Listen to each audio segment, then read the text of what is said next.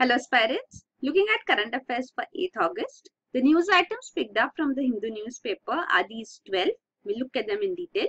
The first one, states called to stricter anti-racial law. So this is regarding central government's proposal to insert two new provisions in the Indian Penal Code. That is section 153A and section 509A.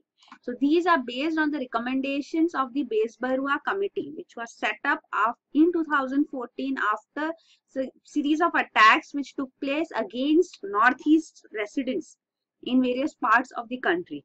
Especially in the cities, we see that the Northeastern students and people who work here from the Northeast, they are racially attacked for their features and looks and even their culture and dressing sense. So this is an issue because of which in 2014, even the death of this student in Delhi took place. He was Niro Dadia, and he was actually the son of an MLA from Arunachal Pradesh.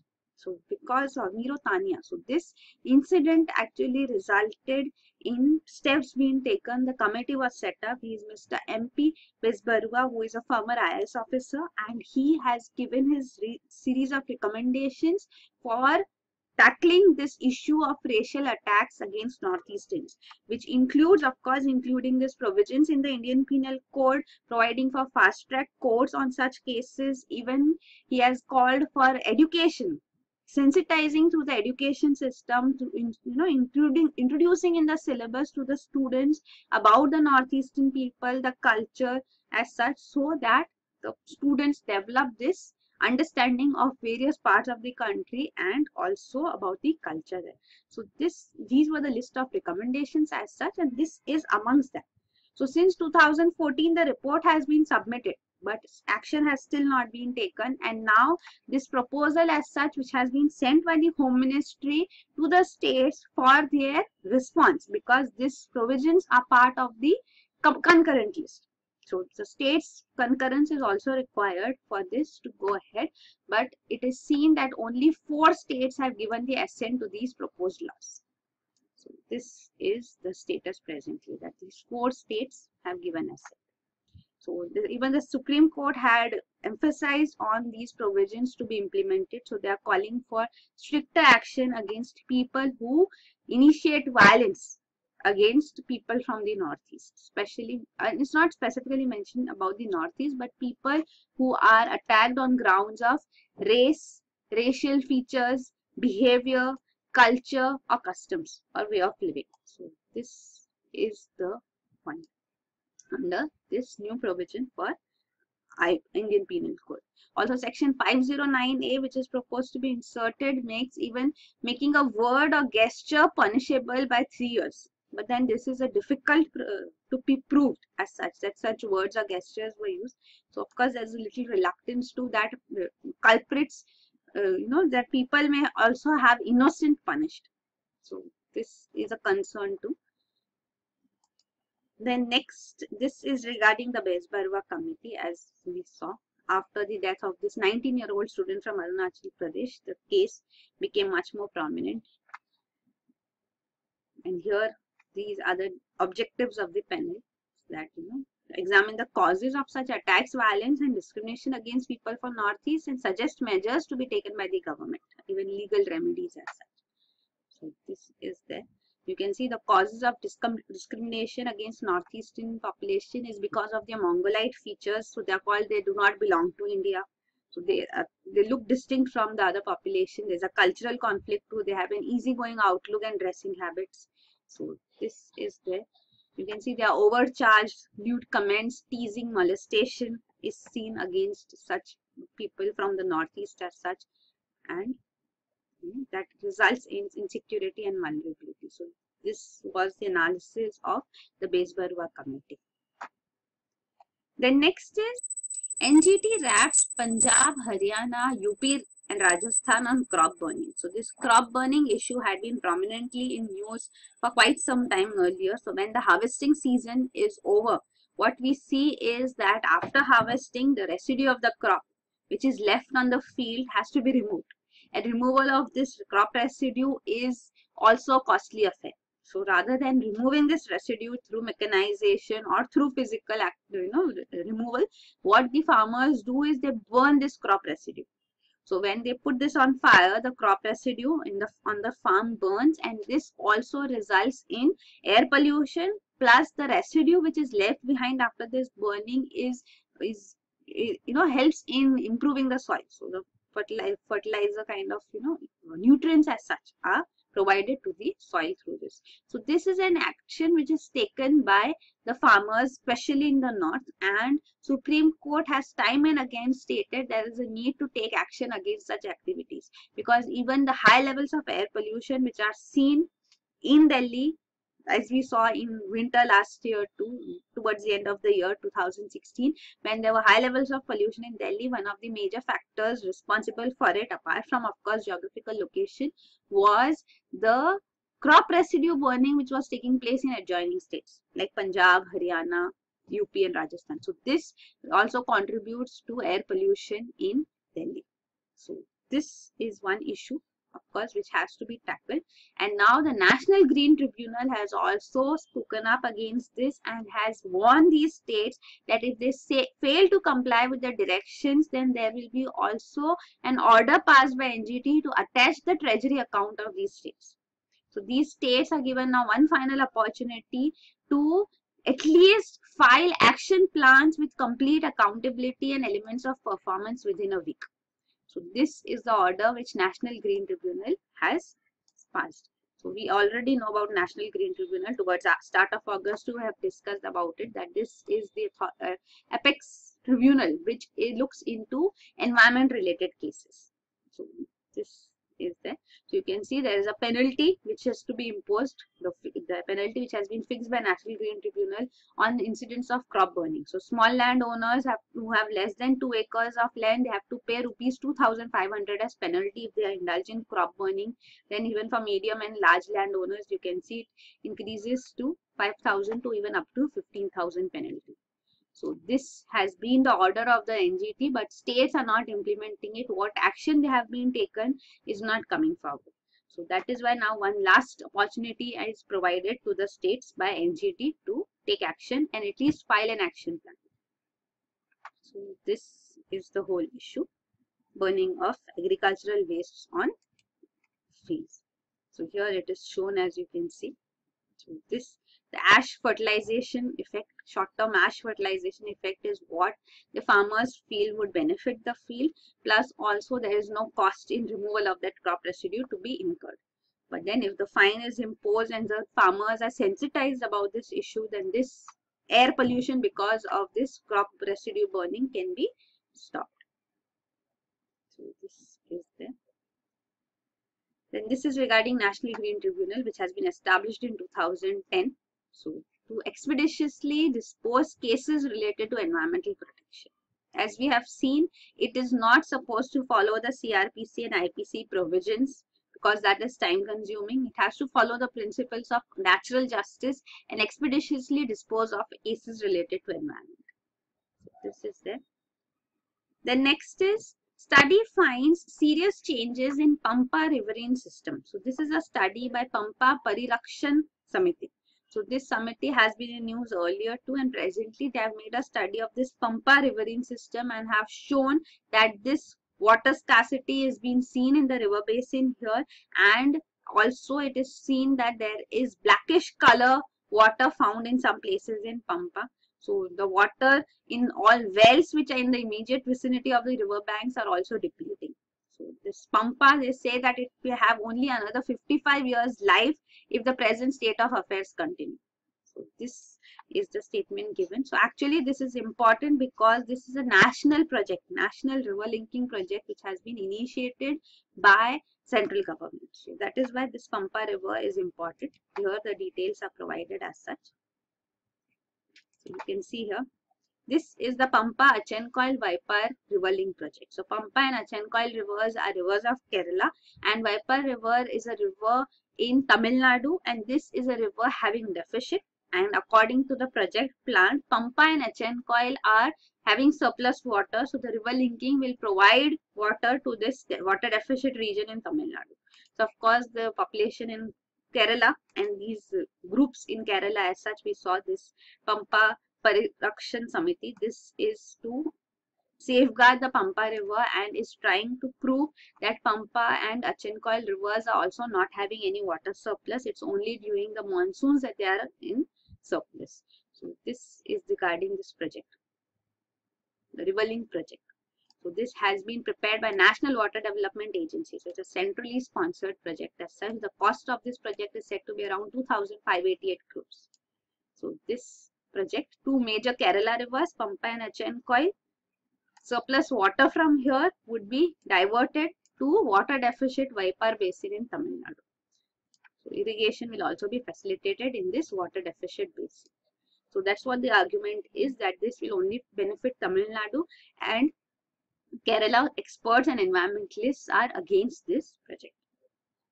So here you can see the details also provided. They say that of course the environmentalists are against it because it would result in submergence of forest land also, and even human settlements will be displaced.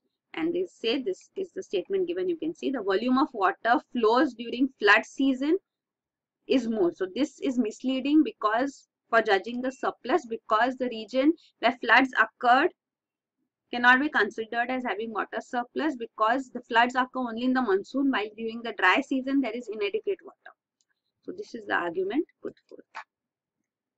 This is the map shown here. You can see this is the Pampa river, Pamba or Pampa, it refers to the same. This is the Pampa river. The Achencoil river is also shown here. So Pampa Achencoil river of Kerala will be linked through this link canals. This red is the canal which will be constructed. So the river linking would be done through this, and this water flow would be diverted to this Vaipar river of Tamil Nadu. So Vaipar basin here would be benefited. Then the next news item is fund crunch hits Karnataka's cash incentive scheme for HIV affected. So this is regarding Vishesh Palan Yojana.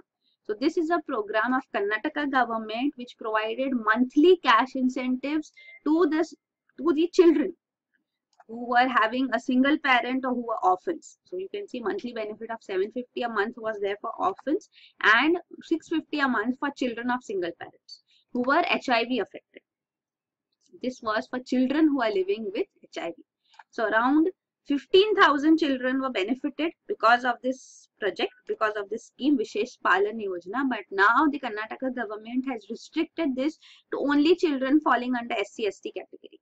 So only HIV positive children in SC/ST would be benefiting this. So they are the ones who have been paid for the last 1 year. So this has stopped for the other sections of children, and this is being stated, the reason being shortage of funds. So this scheme, which was initiated as a pilot project in 2010, has been successful, and now it is seen, after it has been extended to the entire state, now it is seen it is restricted to only SC/ST children. So this is the scheme in news, Vishesh Palan Yojana. Then next is food security. Supreme Court wraps center states. The Supreme Court has given this judgment in the case of Haryana, that the State Food Commission is sitting jobless in Haryana. So State Food Commission has been established under the National Food Security Act. So this, every state is required to establish state food commissions, and it is said that in Haryana too they are sitting jobless without proper infrastructure owing to the state government's lackluster response. This act was passed in 2013. It has been 4 years since this act has been passed, but still in implementation action is not being taken. Also 9 other states have been listed by the Supreme Court where action is lacking. So it has stated that it is also the responsibility of the central government to look into this matter, because central legislation has been passed as such, the National Food Security Act, and it is not being implemented by the states. The center cannot say that it is the responsibility of the states. The Supreme Court has clearly stated. So the center cannot look away and pass the buck on the states for not implementing the law, that states are not implementing the law.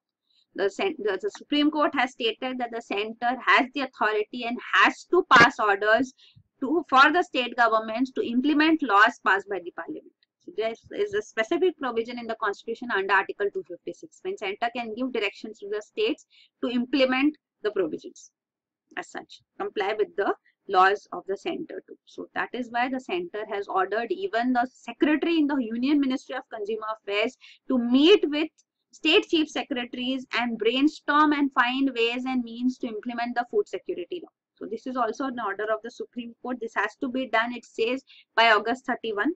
Then another order which has given the direction it has given is regarding the government, that it should frame rules and designate independent officials for grievance redressal mechanism under the Act within a year. So this grievance redressal mechanism should be there in place, and state food commissions and vigilance committees have to be set up in every state by the end of this year. Even social audit machinery should be in place. So this is the order passed by the Supreme Court to implement this significant act which is giving right to food, that is National Food Security Act. The major provisions of this National Food Security Act are given here. The law passed in 2013. So priority households under this are entitled to 5 kg of food grains per person per month, and even Antyodaya households will get 35 kg of food grains per household per month. So this you can see is regarding the act. So here the food grains are provided at subsidized rates, that is rupees 3 per kg for rice, 2 per kg for wheat, and rupee 1 per kg for millets, for cereals. So this is the PDS issue price which has been determined, and it is going to benefit priority and Antyodaya households. These eligible households comprise of 75% of the rural population and 50% of the urban population. So this is the coverage of this National Food Security Act. So this is not being implemented is what the Supreme Court is highlighting presently. The next is situation grim for Bengal Tant Sari weavers after GST. So these are traditional cotton saris which are weaved in Bengal. So these are handloom weavers here, and in this, it is seen that in this sector there is huge stress because of implementation of GST, because there is 5% GST which has been imposed on cotton and yarn raw materials which is used for these cotton saris, the tant saris. But then the buyers as such, even in the wholesale market, they are demanding a billing process under GST norms. So there should be bills prepared under as per GST norms, only then they would buy. Because input tax credit would be received only if these bills are produced. And these small weavers actually, in the small scale sector, they do not have these provisions. They do not have the infrastructure for this billing process. So that is why they are suffering, and there is a huge lag which is seen, a huge lull which is seen in this sector presently. So buyers are asking for this bills prepared as per GST norms. Also, there is lack of clarity whether GST is applicable on these cotton saris or not. So there is a lack of clarity on this matter. So these Jamdani saris, as you can see, this is the famous sari which is found in Bengal region, in Bangladesh, and even in West Bengal in India. So this Jamdani comes from the Persian word jam, which means a cup, and dani, which means a container. Also they are called Tangel saris, named after a district in Bangladesh. They are also UNESCO cultural heritage, declared as cultural heritage, intangible cultural heritage as such from Bangladesh. These are the Jamdani saris. So this is shown here. They are given in different color schemes as such. Earlier they were in lighter shades, but now different colors are used for these cotton Jamdani saris. Then this is another sari, Baluchari silk sari, again from West Bengal. This is from Murshidabad district of West Bengal. So these are also generally in silk, and their border generally has these motifs. Mythological features and motifs are generally seen in these saris. So they are completely made of silk threads, while Banarsi saris, they generally have zari thread work also. So these are Baluchari silk saris from Bengal again. The next is cess limit on motor vehicles raised to 25%. So we have discussed about GST Council. So GST Council has had its 20th meeting now, and it has recommended to the center that the maximum limit for the cess which is to be levied on most motor vehicles should be increased from 15% to 25%. So this is the suggestion which has come from GST Council. The GST Council details are also shown here. We'll see what is this GST Council do. Here the decisions regarding GST, how would it be implemented, what rates should be there for various goods, various services, all that has been decided by this GST Council. The GST Council is chaired by the Finance Minister, Mr. Arun Jaitley, and it is representing the center as well as the state. So even state, MD Minister of Finance or any other minister nominated by each state government is part of this council, and even Union Minister of State for Finance Revenue are members here. So the voting as such, you can see the voting power, 1/3 voting power is with the center and 2/3 voting power is with the states. Minimum quorum for the meeting to take place is at least 50% members should be present, and decision which is to be finalized has to be approved by at least 3/4 of the members. So this much majority, 3/4 majority is required for decision to be implemented. So this is the GST Council, which has decided on various rates for various goods and services. The GST bills have also been passed. The GST Act is in place. There's a fitment committee under this council too. So this fitment committee's work is to fit in all goods and services under particular slabs in GST. So we have seen there are various slabs for GST under goods and services as well.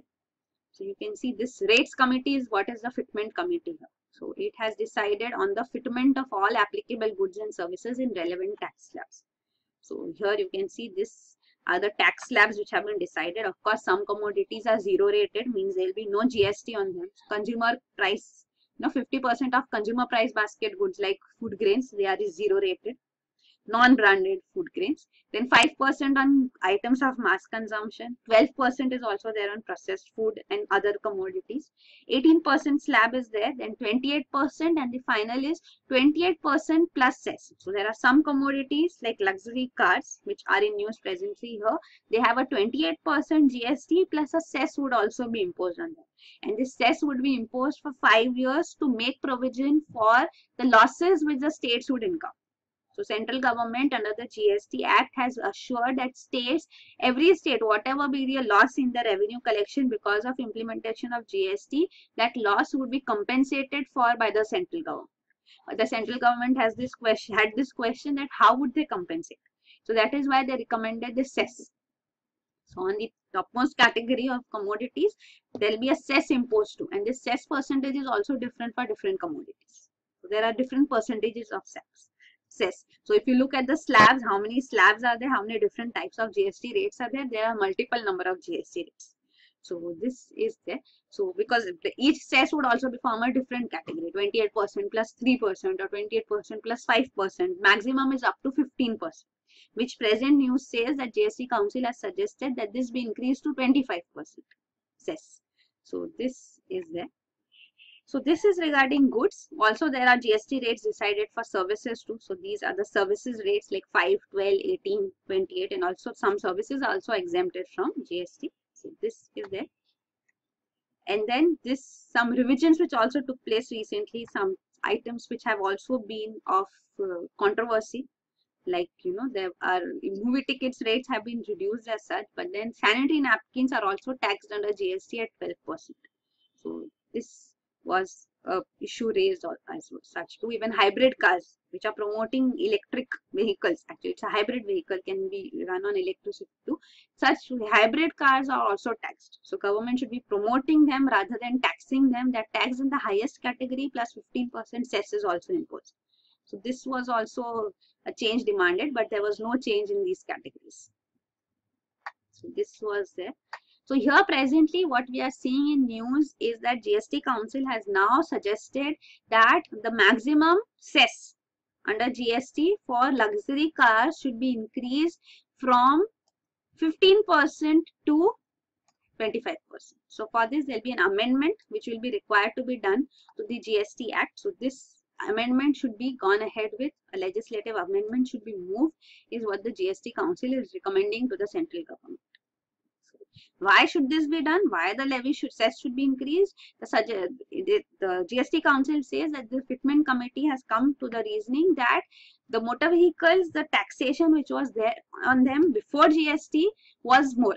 And now under GST at 15% cess, 28% plus 15% cess, the GST tax imposition has become less. So to bring it equivalent to the earlier taxation levels, 15% should be increased to 25%. But of course, this cess is there for only 5 years.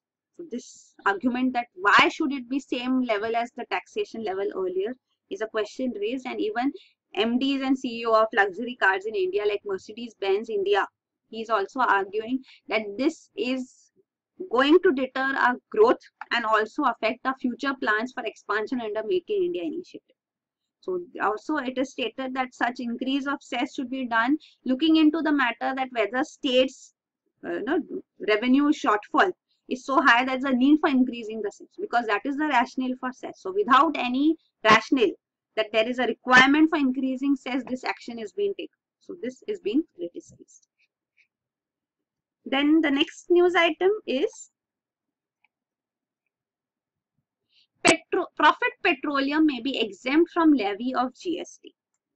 So this is regarding GST which is to be paid to the center on profit petroleum. So what is this profit petroleum? We'll understand. First we have to understand the exploration policy. So there is this NELP, new exploration and licensing policy, which has been in effect up to March 2016, when HELP, the new hydrocarbon exploration licensing policy, was initiated by the government. So the new policy is applicable to the new deals, new biddings which take place for oil and gas sector, but the earlier licenses which have been given under NELP, for them there is this agreement, profit sharing agreement, which takes place. So these are the production sharing contracts. So under these production sharing contracts which have been signed for exploration and development of oil fields by operators who bid. So bidding is undertaken and they bid for how much of the surplus of petroleum amount they would be providing to the center. So this predetermined share is decided that they would pay to the central government of the surplus petroleum. So this surplus petroleum is what is called profit petroleum. The other petroleum is called cost petroleum, because under NELP it was a profit sharing agreement. If you remember, we have discussed NELP and HELP earlier too. So the old NELP was a profit sharing agreement, while the new HELP is a revenue sharing model. So in the revenue sharing model, from beginning only revenue is shared. Whatever is the revenue, central contribution and state contribution and the private entity or the bidding entity, the company's share comes. So this is how it takes place. But under the old model, only after the cost has been recovered, when profit making starts, then the profit sharing is implemented. But then that is a a tedious process, because the central government then has to make sure that whether the costs which the company is showing, are they true, correct, and is it actually that the cost has not been recovered. So looking into all that was a tedious affair and resulted in ambiguities. So now this revenue sharing model is clear cut, that from the beginning, before even the cost is recovered, revenues are shared between the center and the entity. So this is the idea, revenue sharing model under HELP, but NELP is still going on for the older contracts which have already been given for various oil fields. So on this only the issue is that under this, when there is a profit petroleum, on this surplus petroleum, the GST is imposed. So when profit petroleum is being paid to the provided for to the government, then there is a GST imposed on it. So this payment is considered as a service. That this is a payment made by the firm for a service. So this GST should not be imposed as such is being suggested here. Even the industry body CII, Confederation of Indian Industries, has also suggested that this not be imposed. This does not make sense, and a proposal to rectify this is going to be taken up by the GST Council in its next meeting in September. Is being looked forward to. So here you will better understand regarding NELP and HELP. This is shown here. So the fiscal model, this is revenue sharing model. NELP was profit sharing, but it's still functional in the oil fields which are still functioning under NELP. And cost recovery, here it is not applicable, but here it is applicable. Only then profit sharing takes place. Here there is no cost recovery. Revenue is being shared from the beginning, like that. So cost efficiency here is encouraged. Here it's not neutral, means because cost efficiency, because here the center also has a stake in cost recovery. So cost efficiency is encouraged here in that sense. Then royalty, there are lower rates for offshore and there were standard rates under NELP. Exploration period also under HELP has been reduced. Here you can see, and management committee details are provided. Revenue to government starts on production, and here only after cost recovery, that is from profit petroleum, the revenue generation starts under NELP. And here exploration in mining lease areas was not allowed. Even exploration for all hydrocarbons was not allowed. So for oil, gas and other different types of hydrocarbons, there were separate licenses, but in HELP all are allowed. In mining lease areas also it is allowed. And this is the profit sharing model under this NELP. So you can see the production taking place. So this is the cost oil. Oil here is for petroleum. So cost petroleum and profit petroleum. So this cost petroleum is the petroleum which the investor would be having so that it can recover the cost. And the extra petroleum which is produced, this is the profit petroleum. So in this profit petroleum, there is a share of the government. So there is an investor's share and a government's share. And of course, on production, royalty is to be paid.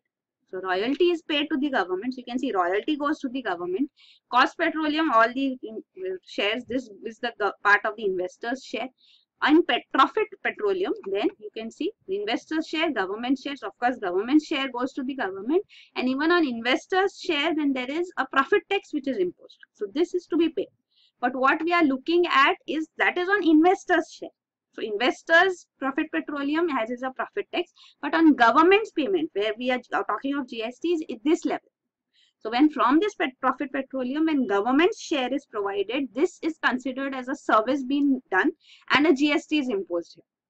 So this extra GST which is imposed is being protested against, and there is a suggestion going ahead that this payment, because there is a transaction taking place, so there is a GST imposed here as a service being provided. So this has to be eliminated is what the suggestion is here. So you can see that paying a share in profit petroleum to the government is a profit sharing arrangement rather than a payment for a service. So there should be no GST imposed on this service. Presently, this GST is imposed here. So this is the issue. Then next is India-Afghan air trade facing tough times. So this is regarding India-Afghanistan Air Corridor Trade Project. So this was initiated recently in July, and we are seeing that post its implementation, it is seen that it has not taken off as expected because there are cargoes which are awaiting. And these are cargoes of fresh fruits which Afghanistan wants to export to India.